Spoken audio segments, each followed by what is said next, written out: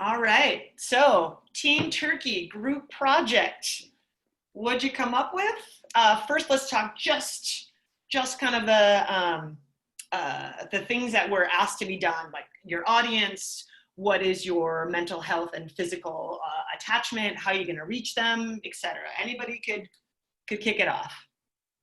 I think Selen, because she had the best notes with all of us, could introduce like the general idea, and then I would like to talk about the issue, and then Zeynep can take over. We'll see how it happens. Perfect. Just because the target, because Selen prepared the infographic and the graphics as well, so she has like the most. Can I get my notebook real fast? I'm gonna run and come back. Absolutely. Okay. As it's spoken like a true older sister, Sevinc. Like. Yeah. Well, her notes are perfect. I can't do anything about that. It's just from like yesterday. You being like minute by minute. I believe it. Yeah, I mean, she has like one notebook that she like takes during the meetings, and then she has another notebook that she just writes everything that is important in the meeting later on. It's just. So is she both secretary and creative director? She's everything. You hear that, Selen? Everything. Yeah. Camera and audio. Yeah. She was really good at directing us because she studied communication design, and in the meeting when we were just talking and just getting off topic with Zeynep a lot, she was like, okay, but guys, you know, it decided to go in that route, so come on, get it here. Excellent. Again, just a quick recap, the challenge, oh, Brandon, I'm sorry. The challenge was to kind of connect mental health with this physical body. Yeah. Is it? My mouse isn't working. Hi, Brandon. Good morning. Yes. Hi, Brandon. Okay. Well, my mouse isn't working, so something really funny.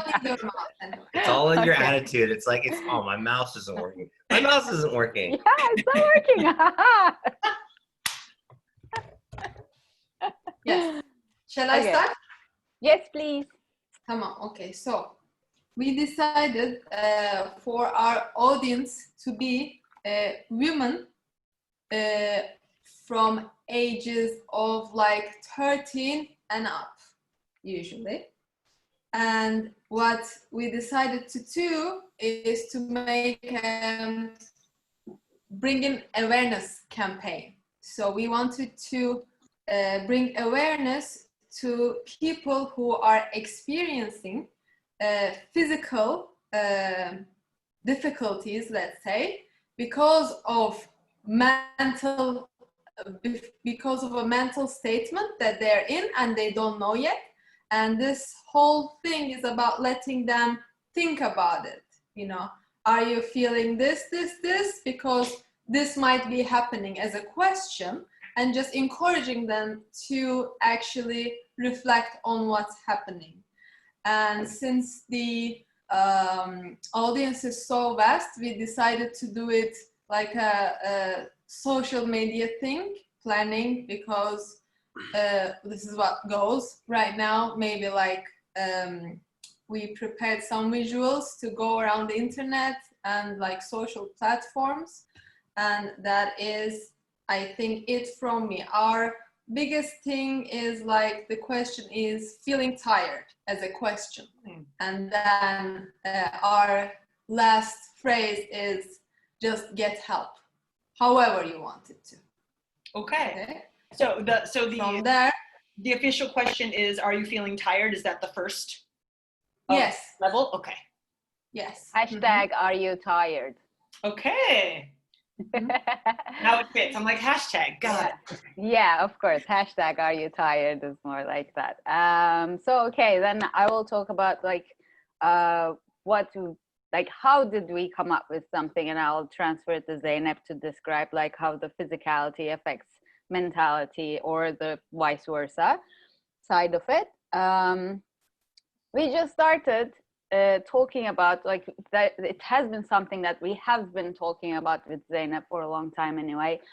We do so much.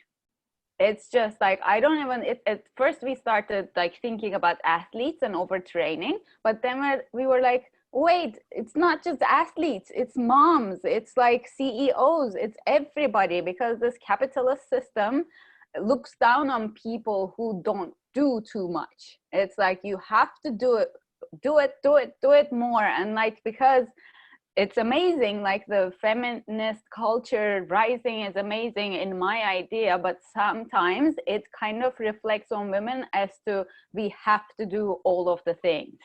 It's not like, the fact that you can do doesn't mean that you have to do all of the things. And just because we got used to, and we're conditioned to by our families, by the society, and by our capitalist systems, and everything in social media, even looking at the social media, having to be there, doing extra work to be able to show your work, like how much you're doing is also a lot of doing.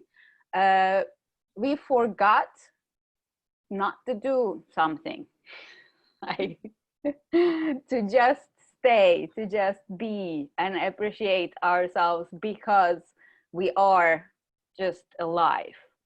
And this connects to a lot of physical problems that people are having. I mean, feeling tired is one of the aspects, but most of us don't even understand that we are tired, because it's looked upon. Like, if you would go to your friend and it's like, oh my God, I'm feeling so tired. It's like, nobody says like, oh, you should do less. You know, they're just like, oh my God, you should hear about what I did today. I did this and this and this and this. It's so much. And then you get like, oh, maybe I didn't do enough and I'm still tired. Oh my God. So you can't even really talk about it to anyone. So I think people just kind of lost the awareness of feeling tired. So we were thinking like, we should get their attention talking about how else this overdoing affects our lives. Zeynep? Oh my God. Okay. So I think I'm going to be taking this subject a little bit more technically. I've been reading about it. So there are terms like burnout syndrome and chronic fatigue syndrome and functional somatic syndromes. It's like an umbrella term. And bodily distress syndrome.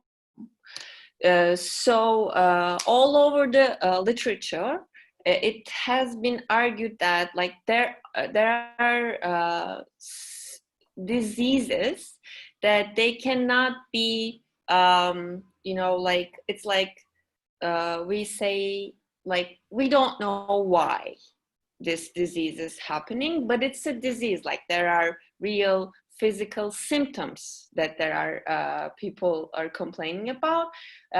These diseases are like IBS, irritable bowel syndrome, chronic pelvic pain, fibromyalgia, it's quite widely spread, chronic low back pain, tension headache, temporomandibular joint problems, interstitial cystitis, and yeah. So the common ground with these diseases are like overall inflammation in the body, and but it's not like the inflammation that we see in an acute injury. It's not that obvious, but it's like an overall systematic inflammation. And low tolerance, especially to chemical things. So it's like general chemical sensitivity, hypersensitivity in general, food allergies, PMS, hyperventilation, and chest pain are like the most common complaints of these people have. So when I read about all of these, this is really familiar to me because I work with chronic pain patients mostly. And so I see these complaints all the time, and almost every one of them have IBS or headache or TMJ problem or bladder problems, some sort. So they all come with a package, so to speak. And I think the key point here is that all of the patients that I see, is that they are trying to solve these problems by doing some things. Go to a dietitian, go to a doctor, go to a functional doctor, go to this and go to that and do this, do that, eat this, don't eat that, and do exercise, and all about doing things. But maybe you just need to get some rest, or maybe you just need to get rid of some things that like you don't want to do, but somehow you end up doing them. Or well, this might be a little bit of like not so practical, but maybe you need to change your job, or maybe you need to get a divorce, or maybe you need to stop seeing a friend, an old friend that you have been known, but the relationship is not that good anymore. So maybe you just need to let some things go in your life, so that your body wouldn't send all of these messages to you anymore. Yes. Great explanation, Yeah. Zeynep. Thank you.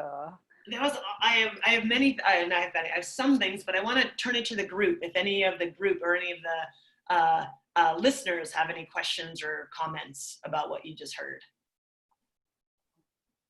But we are gonna show the the visuals later, or let's see if there's any questions just from what we received, and then we'll show the visual.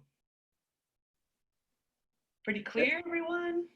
It's very clear, and I would just offer that as an end value of 1, I've heard directly from Zeynep about some of these ideas and been putting them into practice, and it works. Correct. This is a correct answer. Awesome. yes, as the solution, we decided to ask this question. Take a deep breath and think about what do you need right now. And before then, because everybody's solution is going to be different, we just wanted to bring awareness to the fact that they're overdoing stuff. And when they realize this, then they're just going to get help from someone or from an idea, or find the help themselves.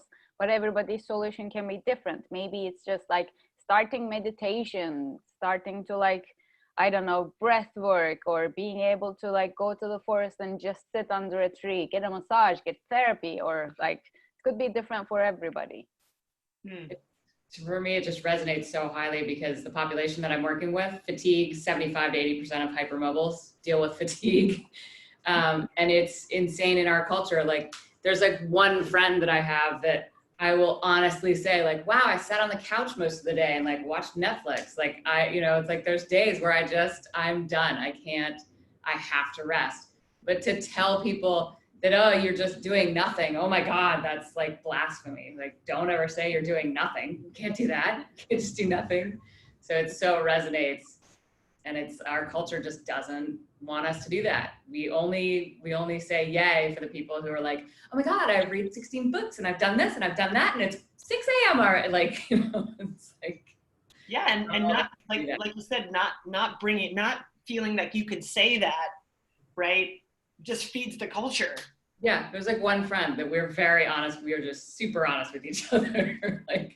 Everybody else, I'm yeah, I totally did things today. Yeah. My family, I come from a culture where every second of the day was grandma used to make money. And so the culture of sitting still is shamed. It's there's slight oh, you lazy bum, why are you sleeping in? And then there's all the way to get the fuck up, what are you doing sleeping? And it's like, I never learned how to actually relax. And I realized my whole social familial nervous system is so high strung, and they have all these symptoms like high blood pressure and like, oh, I just have to eat less salt. I'm like, maybe it's the way they're like, no, I just need to eat less salt or do more extra. I'm like, I feel like a crazy person because almost all of my family members who are baby boomers have these weird symptoms and they can't sit still. I'm like, why are we on a family vacation? We have to do like a million things. And so it's even like born into it. I was like, am I crazy? Am I just a loser? Like, and so I found out I'm not a loser. I'm not crazy. A lot of other people suffer from this besides myself. I don't know. I just had to throw that out there. No, for sure. Like that ability to step back and see, right? Like again, with whatever in your household, within yourself, within your, like that's, and to have confidence in what you see, right? Because I'm sure eventually the craziness, you're like, no. There's a time when you're like, I'm right. I'm seeing this for what it is. And it's not your job to change their minds. They have to be open to it. And then also the ways she was saying of the chronic fatigue, fibromyalgia, that group, they're actually finding, especially with this COVID going on, a friend of mine has gotten hantavirus, which is very rare, but they're finding that a lot of viruses, the aftermath is actually a lot of these fibromyalgia, like chronic fatigue, like these random things that everyone said, it's just in your head. But it's the aftermath of this virus, the onslaught onto your body, it just messes with your whole system. I know my friend he's pretty much disabled, and now you're reading about all these people who get COVID. There's this certain population who long-term health effects will affect them the rest of their lives. It's pretty crazy. Yeah. I think stitching back to yesterday a little bit too, about both in Brandon's presentation, talking about the predictor of getting up from the ground from nothing. And part of it to me is when I think about this busyness is like usually a crash happens somewhere and you might end up literally on the floor. And that might be your starting point of having to relax and do nothing. So why not start there as well and get used to that? And then I also think about the piece of being affected by the people around you in relationship to either the COVID asymptomatic or what have you, of there's the scale of what's happening in terms of change, simple change that our systems do take time to adapt to, and that sleep and download, etc., like practically speaking, it seems to be working again. Yeah. So our challenge in this area was to actually, because we want to bring this awareness, like Chris, you said you can't change their minds, but we wanted to a little bit. I mean, not change their minds, but at least make them aware that they're doing too much. And we, like, as we were looking from like Pinterest, like we decided to come up with an idea, like how can we make sure that, you know, when you see this visual, everyone who is doing a lot will be like, okay, wait a minute, it could be me as well. So we decided to go with like the fun aspect. I think we just had too much fun in that meeting.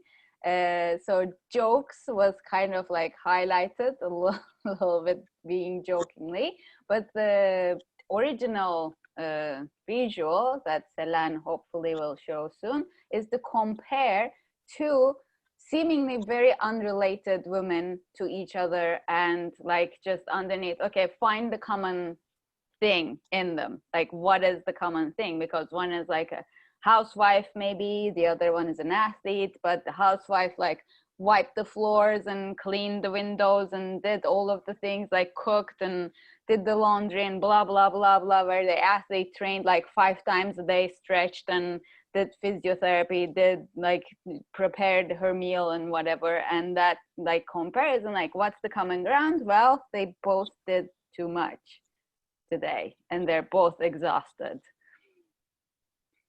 Okay.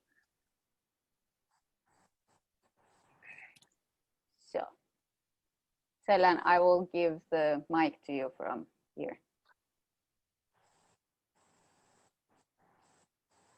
Right?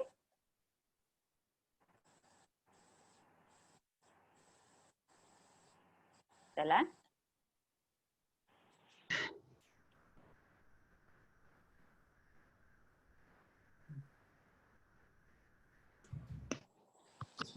Are you guys seeing what I'm seeing right now? Find Yes. the common point? Mm-hmm. Ah, Sharing tamam, this one. okay. Perfect. Yep. So what did you say, sister? She's passing it to I pass the mic to you. Tamam, okay. Talk about the visuals. Okay, there you go. We have, as you see, two very different persons, and don't look at the answer, but try to guess what might happen. Just read it and don't look at the answer.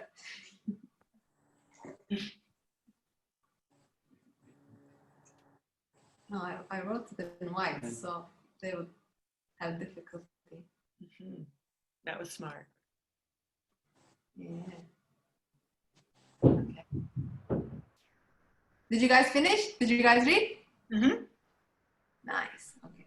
Well, this is like a fun thing to do.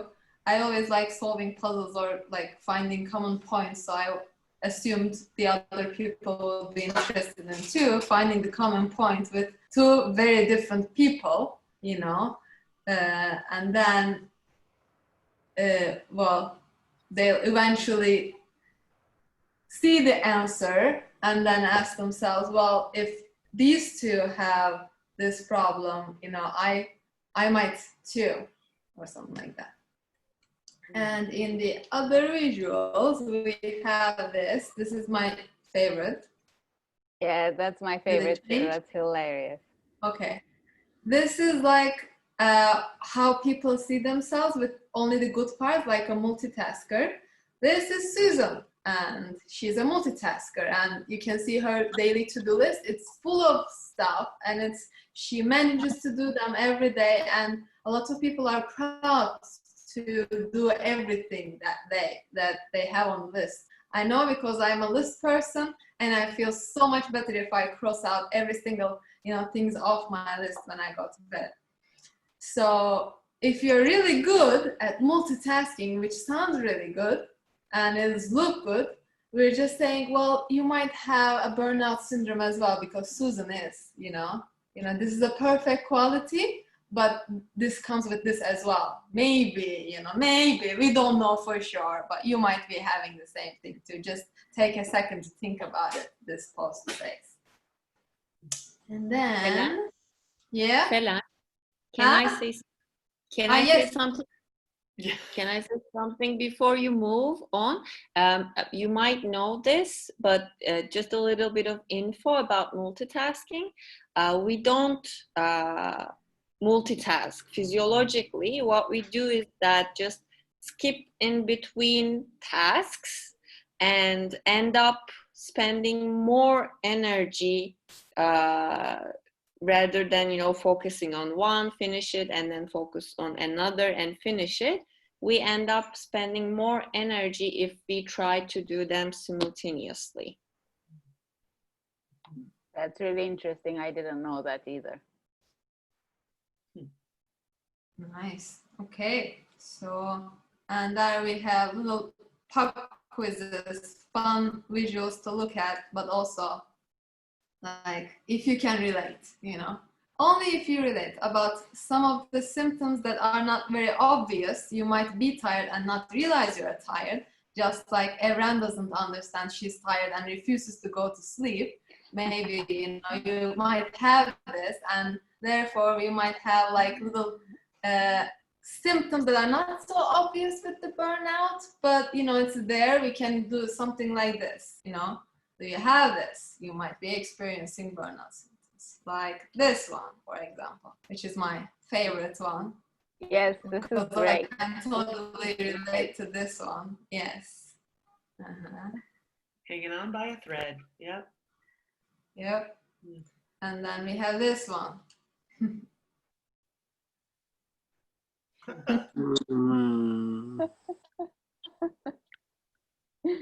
Crying and skateboarding. Yeah. I thought I was the only Why one. not? Can you put the big real quick? Which one? The feeling tired, the very first one. Can you make that big? Yeah, the first one. The first This one. Yeah. Find this the one, comment yeah. one. The Yes, that one. infographic.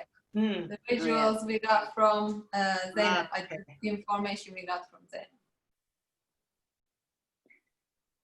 Mm. of course, these percentages, in my opinion, are really low in terms of what it is in reality. Mhm. Why target women in all of this? Just because they have the added caretaker mother aspect attached to them socially?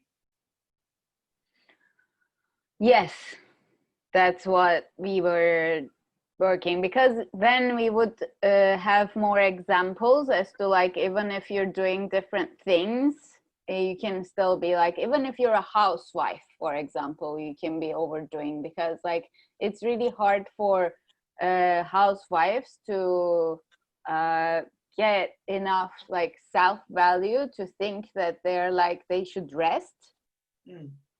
Mhm. So I thought, like, you know, just because it's really hard for women to accept that they can stop and not do something, as opposed to men, of course. I mean, they're both like, at first we were like, okay, this is a problem for everybody, and then we were like, but how are we gonna get to everybody? We should like target a smaller audience at first to be able to create awareness, because otherwise the visuals that you're gonna prepare or the ideas that you're gonna put out is just really a lot.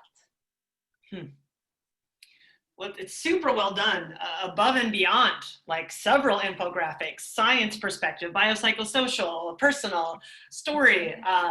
Yeah, I think it's true. I think of, when you think of the hashtag, I think of, hashtag just do less, just do it, that same, again, to flip it on its head. Anything from the group real quick before we get into the whole process behind this? Any other? This is great. This is a great campaign. Yeah, I'm kind of just like, do it, like put it out there. Right? Yeah, because again, we've made a product, so will it sit or will you use it in some way? Because I think you're on to an awful lot.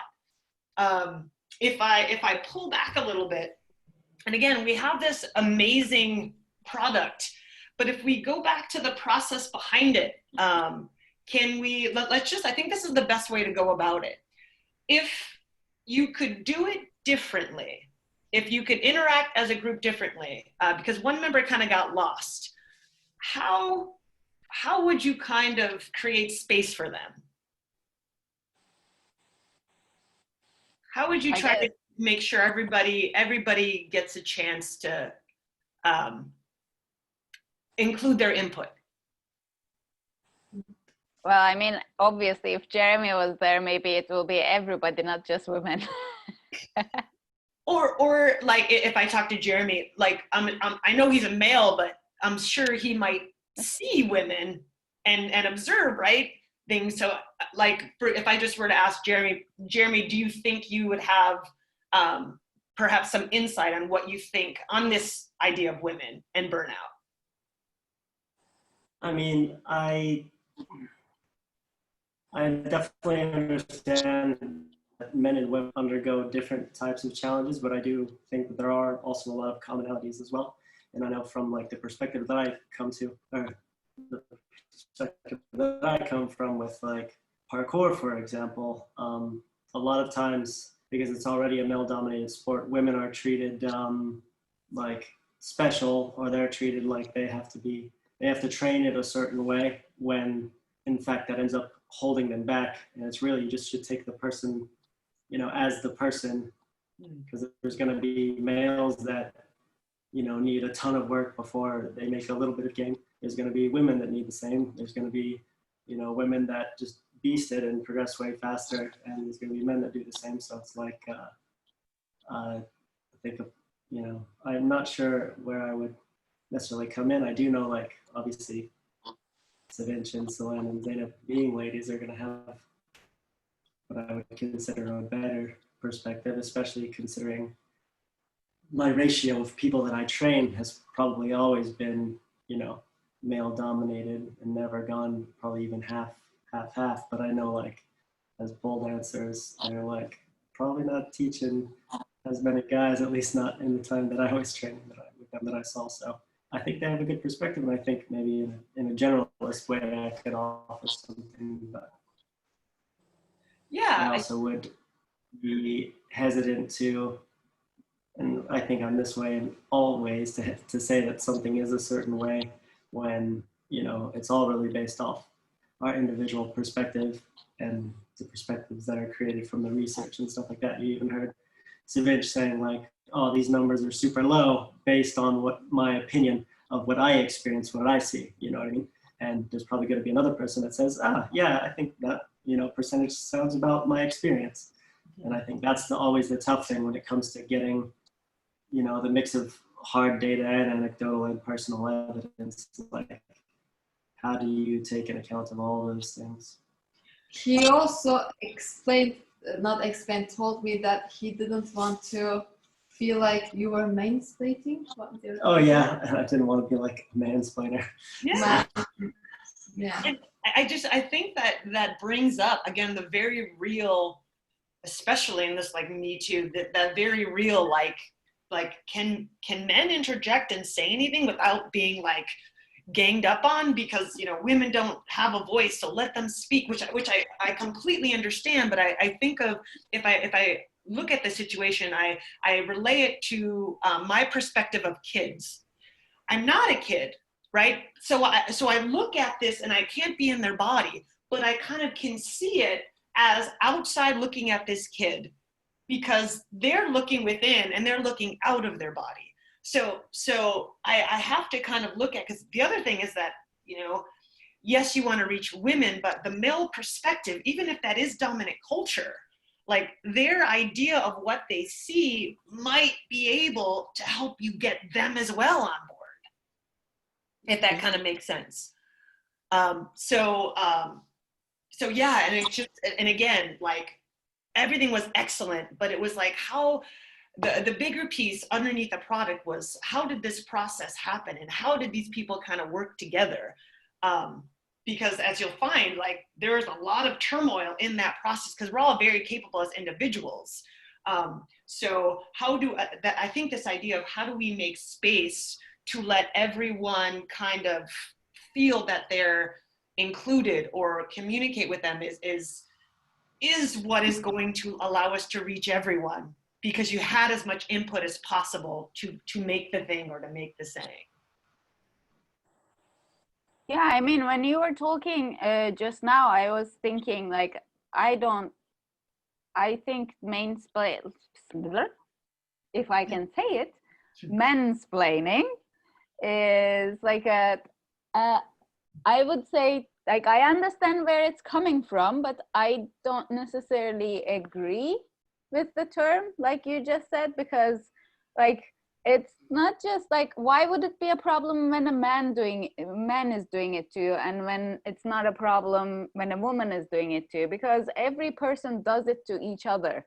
Like, I understand that it's like maybe looked upon when a man is like kind of looks like it's looking down on a woman because of the culture that we're raised in, but like everybody does it to everybody. Like, I've been woman-splained by a lot of women until now. So it's like, I think you just need to get out of that, because when we tag something as like this is wrong from a very what it looks like a feminist perspective, especially the people who are doing the mansplaining is gonna say, you're just a feminist. They don't even care. Like, they don't understand what bothers the person in front of them, apart from the fact that they're this like crazy feminist person who is like very too sensitive or something. So I think labels which are like this is problematic in the way to keep the bond, the connection between the two people who are talking. Like, if you are a person who can just say, instead of, oh, this guy is mansplaining me, and it's like, okay, we have a problem, I couldn't get through to this person, and maybe I can in another way, then I think not in all situations, but some could be solved, first of all. And then when you were talking, like if Jereme was there, maybe we could talk about how even if the demographic would stay as women, like how do we get like men to help their female acquaintances or family members realize that they're doing too much, and how can they help like get something off of their shoulders to be able to make space for them, maybe? Awesome. Yeah. Zeynep? Yeah, I'm gonna go with Sevinc on this one. It's not a gender issue because actually, my experience, I've been womansplained and I've never been mansplained, really. And so it's not something that, it's not a gender issue. It's a character issue, I think. Another thing is that I'm gonna take that, reaching out to people. So it's a big issue. Like I see that this person has this problem. So how am I gonna reach out? How am I gonna convince, or how am I going to, change his or her mind? And my experience led me to, I can't change anyone's mind. I can't convince anyone to anything. For example,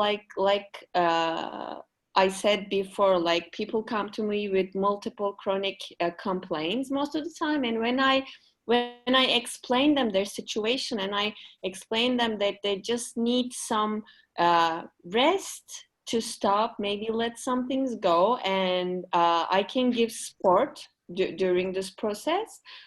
Most of the time, at least 50% are like, oh, okay, and then they leave, and then they never come back, and they look out answers in other places, in other clinics with other doctors, and trying to do things. So it's not our job to change people's minds, but reach out to the people, like Brandon said, that they think they're crazy because they're thinking like this.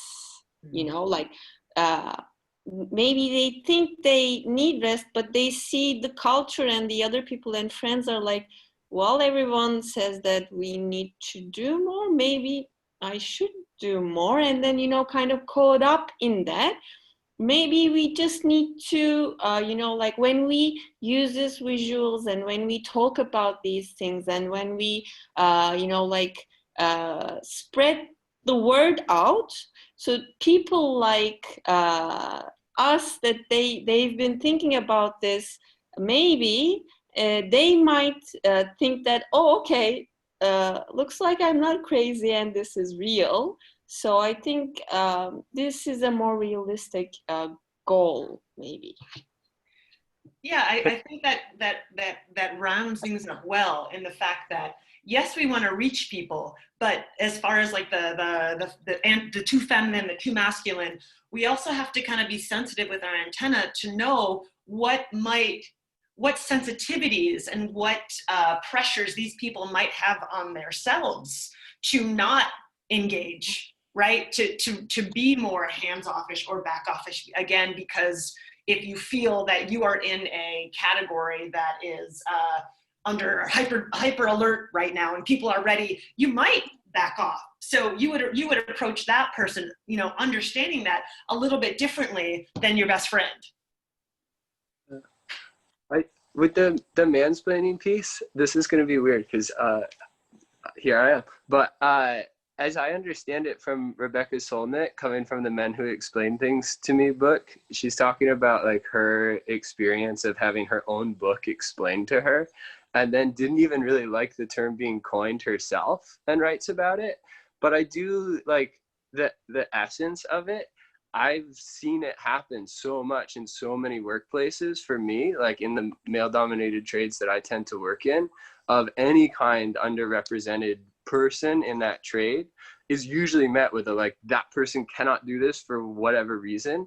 And it's so weird to see, like, often we're talking about just like a body size thing, and okay, like this person is male-bodied or like male gender or has a penis or whatever we want to say, and is 130 pounds, and this person is 200 pounds, and they're both doing the same job. Oh my gosh, So like if we can use our eyes and see what is actually happening in this space sometimes. And that's what I really appreciated about your presentation was the like, what are you doing here?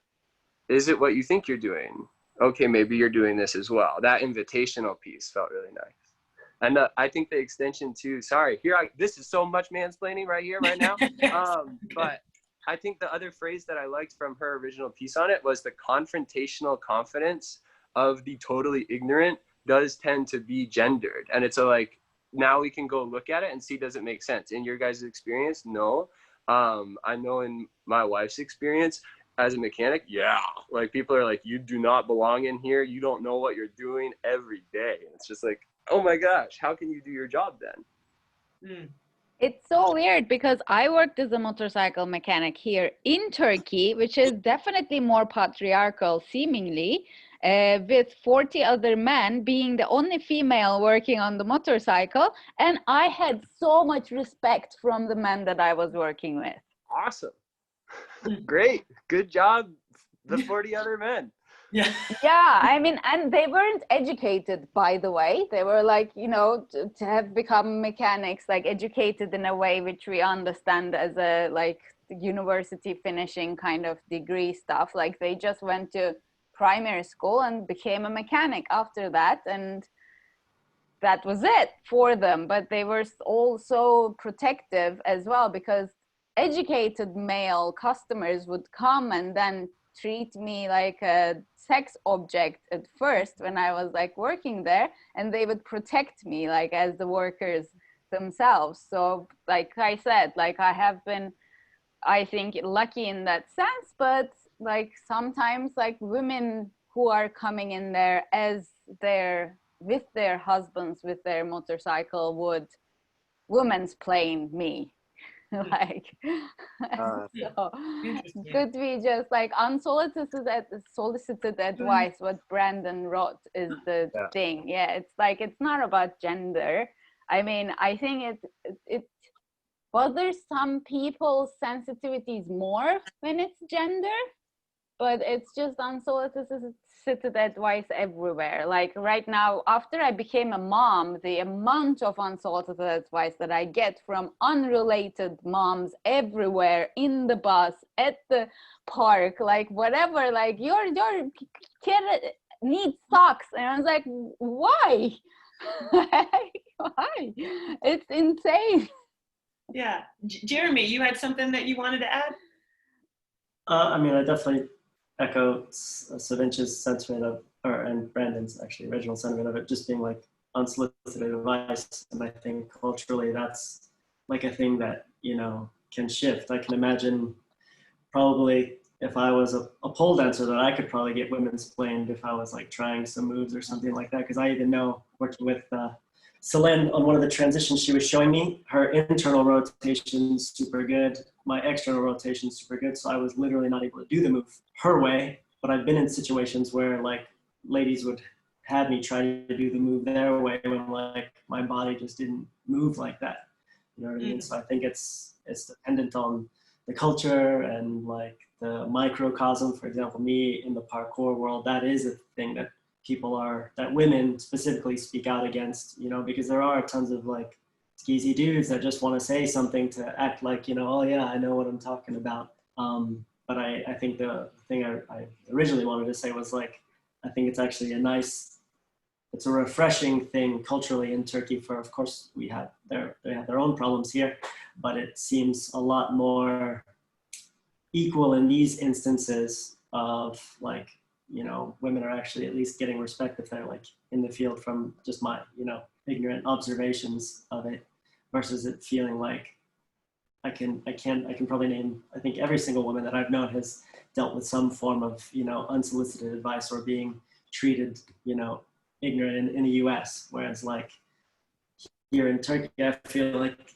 the culture at least exemplifies a little bit more togetherness, you know, like she was mentioning the older dudes like taking care of her, some guys being like a creep or something like that, and it's like it makes you feel a bit like disenfranchised, I think, as American, because you're like, man, they're teaching us this propaganda that we're so good and awesome. And then when you started traveling to other places, you're like, it's all, I think not the world true. right now Don't gets drink that the America Kool-Aid. doesn't have its stuff together. Like that's, we're just like, America's crazy. So, yeah. Yeah.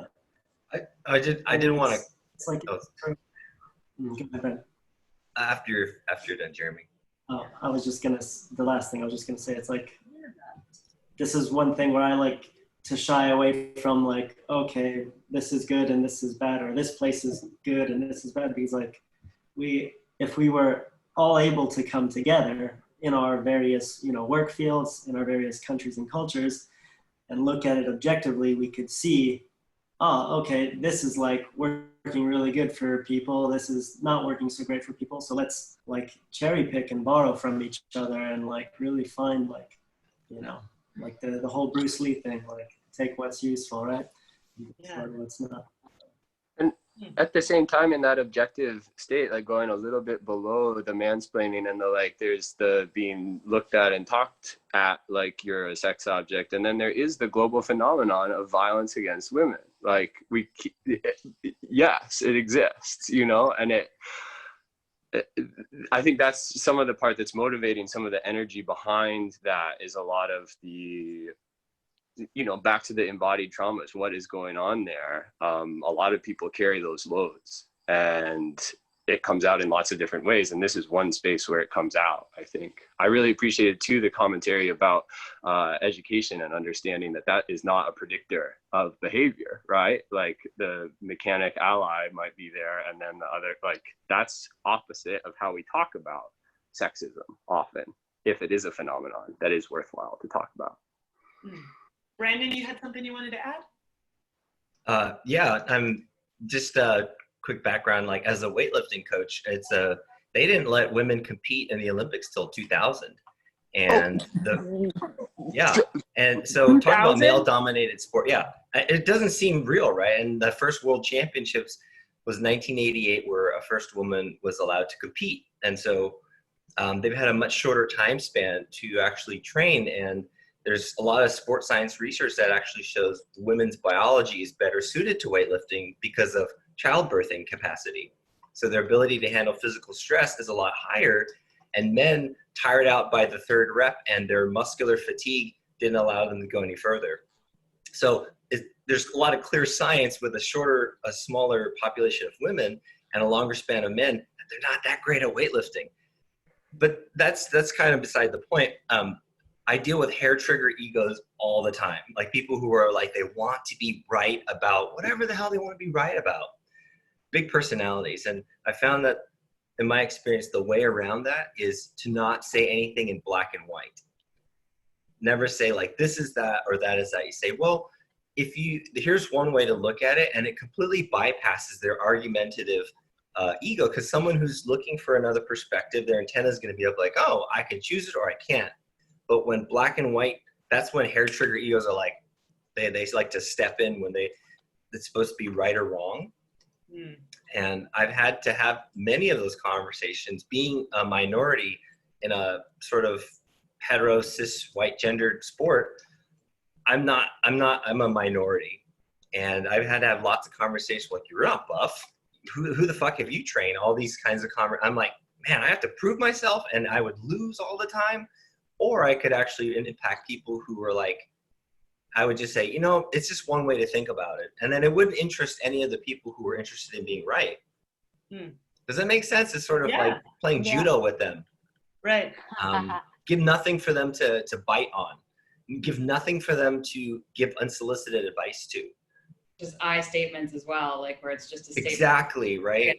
And not trying to create confrontation. Yeah, I mean, effective arguing, Yeah, the fitness world, I think, it's very hostile. Like, I mean, it's super dominated by men. And that's why I've been finding actually during this COVID, because I'm not surrounded in a gym that's mostly men, I realized how sort of almost toxic it became. And my whole nervous system was like, it was so much nicer. And then through Instagram, I've actually found a lot more women. and I've been dealing with a lot more women, and I'm just like, oh my God, they're so supportive. They're like, we're all boosting each other up. This woman has like Female Fitness Alliance, empowered women. Like, it's all just these women really trying to help each other out. I mean, there are definitely, like, I find actually this group, the group of men in this group, I find it's just like, none of that energy is there. I love it. Like, all the women that's come to you to come to this Think Movement, like, great group, just seem, there's none of that sort of toxicity, I think, which is really, it's awesome to be around guys and be like, wow, this is very nice, right? So kudos to you boys out there that are in this group. Absolutely. So I have this kind of idea right now. So this has been super excellent. We've taken about an hour with it, which is totally fine. And again, I'm trying to get everything in, but also this is my, what I'd like to do is I'd like to kind of keep this as its own piece. So if I were to like kind of end this recording and invite you all into a new one that will restart everything, will that work for folks? Yeah. Yeah. Okay. Go into the same Zoom call. So I will email you. I'm not sure we'll do it again. So I might just invite you to a new link. So just pop on that real quick. And that way we could keep this as is, and then we'll get the second piece in. Okay. Awesome. Okay. Yep. Email Let's coming just log very back soon. in. Oh, okay. Yeah, So we're gonna restart with another one. We're leaving the meeting. Yes. Bye for now. Yes. Very soon.